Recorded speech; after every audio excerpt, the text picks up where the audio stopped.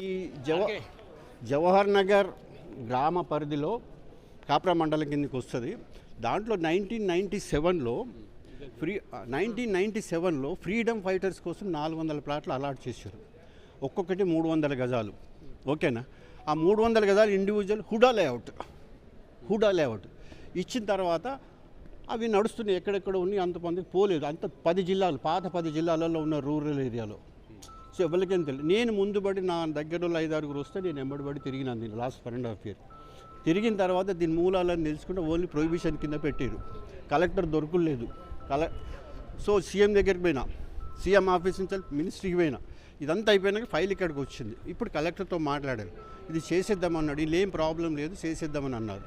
కానీ ఇప్పుడు 400 మంది సఫర్ అవుతున్నారు. ఎందుకంటే ప్రీవియస్ గవర్నమెంట్లు ఏం చేశారంటే దీన్ని లాక్ అవ్వాలనే ఉద్దేశంతో కూలగొట్టేశారు అన్నీ.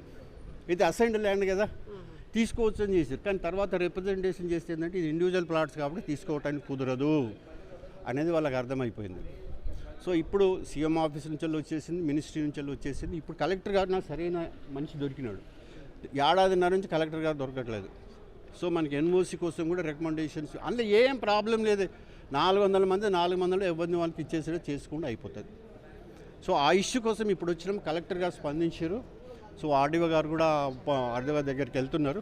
నాకు ఆ జడ్జిమెంట్ కాపీస్ పంపిస్తూ ఉన్నారు. ఒక్కటి ఇంపార్టెంట్ ఏంటంటే ఈ ఫ్రీడమ్ ఫైటర్స్ ఇట్లాంటి అసైన్ చేసిన వాటికి ఎన్ఓసి అవసరం లేదు. ఎన్ఓసి అడిగిందంటే వాని మీద కేసు పెట్టుతున్నాడు. నాకు ఆ జడ్జిమెంట్ కాపీ పంపిస్తామన్నారు. సో సార్ స్పందించిండు. ఒక సరి అయిన అధికారి ఉంటే ఏం జరుగుతుంది అనేది ఇప్పుడు అర్థమైంది. ఒక అసమర్థుడు అధికారి ఉంటే ఎంత సఫర్ అవుతారు అనేది అర్థమైపోయింది. That was the